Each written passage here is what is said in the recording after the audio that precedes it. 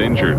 Bernard Hinault stands to lose his yellow jersey to his teammate and close friend, Greg LeMond. The Golden Fleece is up for grabs, where Pyrenean mist has fashioned this bizarre battleground.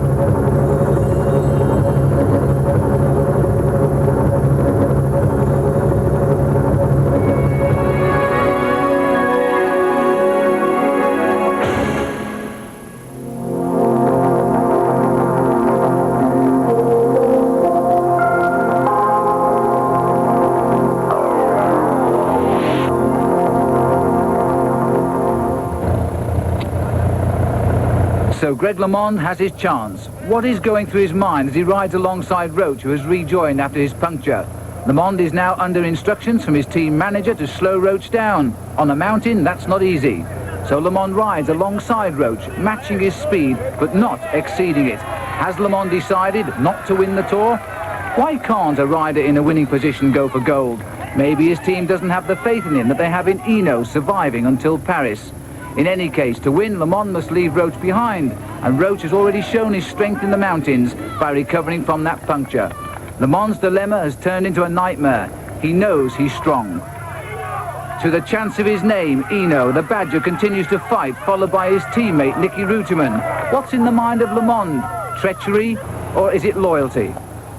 LeMond's team director attempts to make the decision, and he talks to LeMond, telling him to ride with Roach, but not to break from him. LeMond doesn't appear to like the idea, but in case he didn't get the message first time, the command is repeated. Led by Reutemann, his teammate Hinault is forced to discover new strengths to prove he really is the rightful holder of the yellow jersey. Up front, the argument goes on in French, and for the first time in this Tour, LeMond rebels against the team's instructions. He angrily attempts to persuade his coach that he should be given the chance to win the Tour. LeMond is now a frustrated young man. He knows he has the strength to attack, but his own team will not allow him to leave his leader behind. At long last, his instinct to win has shown through, and it clashes with his conscience to leave his mentor and close friend. Hinault, injured and confused, keeps a rhythm up the mountain.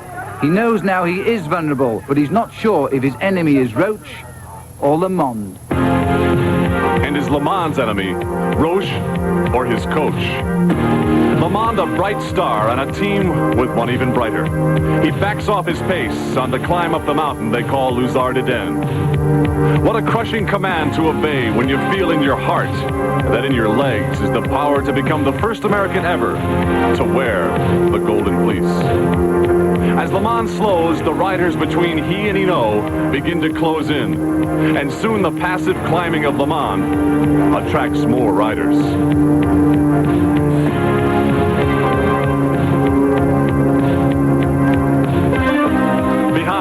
Hinault, leading his chase group, begins to close down the time gap. Does the Frenchman even know his American teammate has been told he must reduce the pace of his race with Roche to save Hinault's yellow jersey? Hinault hired LeMond to ride with him on La Viclaire, and now it's clear who's riding for whom.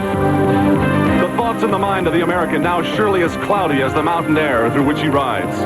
Like a magnet, LeMond and Roche attract even more, and their Pied Piper procession continues.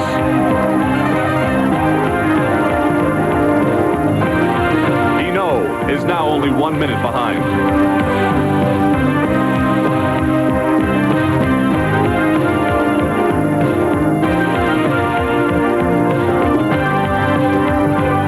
LeMond's group of 2 has become 10 as they near the finish line.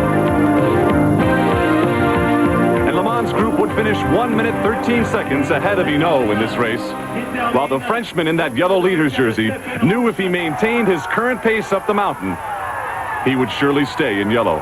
And the thousands along the mountain road who had just seen LeMond knew Hinault would be safe.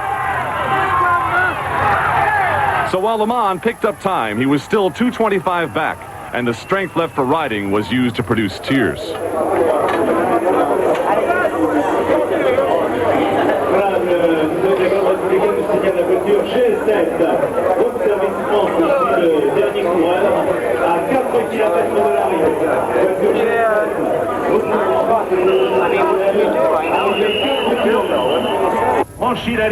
Hinault's suffering on the climb had taken its toll, and while he was attended to, Greg argued with the man who coaches them both. all I have to say is if Hino was in my place, he would not have waited. That's all I have to say. That's the truth. That's the difference. Hino was in my... I have nothing against Hino. I want him to win the Tour. I felt if he was in my place at the last climb. Do you want me to punch you in the face? No. Get out of here. Bernard Hinault back on the victory stand, but now with a severe case of bronchitis. So, in a strange twist of fate, will the coach's orders tomorrow send LeMond after the yellow jersey? Will you let Greg LeMond go if he wants to?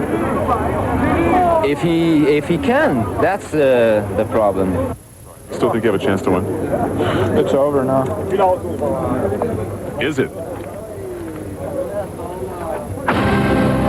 The next day, and the fans who wait outside Hinault's hotel are not so sure the tour is over.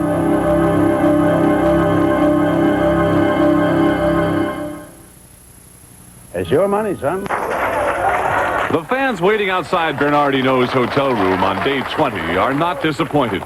Rumors were everywhere that Hinault, after his harrowing crash and current bout with bronchitis, would pull out of the tour. Well, you can see for yourself.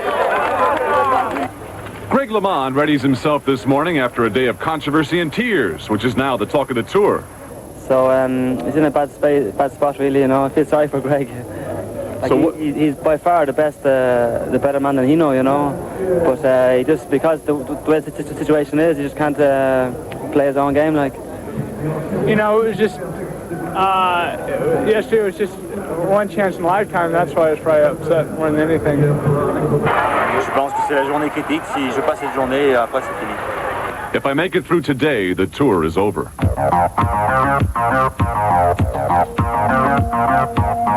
The if may be there, because the day's climb is the last mountain stage, which is nearly straight up. And now for the La Viclaires, the task is to protect the Maillot Jaune, Bernard Hinault's yellow jersey, and make sure Hinault makes it to Paris unscathed. The only rider close enough in the standings to take it from him is LeMond, and it would appear the decision has already been made. LeMond will be a team player.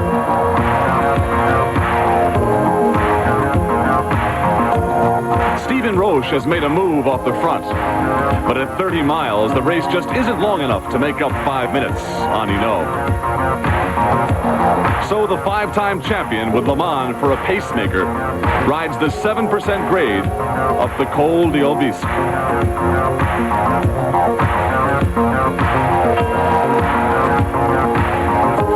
Hundreds of thousands watch the climb, and what they see is a bright yellow jersey carried by a Frenchman. For Hinault and the rest, the sky is gone. There are only flailing arms and deafening screams. For the man who carries a jersey they thought was gone.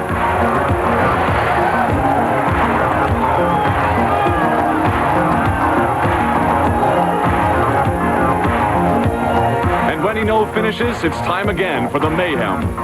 Because to the press, the tour now must certainly be over. It's yellow once again for Hinault, who symbolically tosses part of his victory to the fans who have helped him in this race against all odds.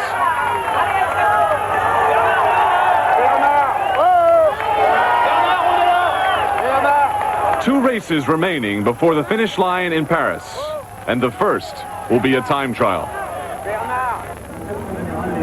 The classic race against the watch and the face of Greg LeMond. 5, 4, 3, 2, 1, stop! This American rides with a passion in a Tour de France he now has no chance of winning. But the time trial is a race alone without what can be the shackles of team tactics. Greg LeMond is out to prove something, but to whom? Hinault begins his race, and the two are chased by the watch and by one another. Working hard to keep his speed on the rolling course, LeMond gets up out of his saddle. The time trial is not LeMond's event. In fact, the poor showing in the time trials may have cost him the yellow jersey. Racing against the clock, he knows this is the last chance he has to prove to himself and the critics that he can be the best in the world. Hinault is the recognized master of the time trial, and the reason everyone has been pronouncing this year's race already over is because they know the Badger's internal clock and legs of lightning will not allow anyone to snatch the color yellow off his back. all know that to win a time trial is to prove inner discipline and total control. In a race where every second is precious, Greg LeMond finishes in a near sprint. Over the last third of the course, LeMond has felt strong, and his time is the best so far, but now he can only wait. Hinault, too, has heard of LeMond's progress late in the race and pushes across the finish line in an all-out final effort. But it isn't enough. Greg LeMond has become the first American to win a stage in the Tour de France.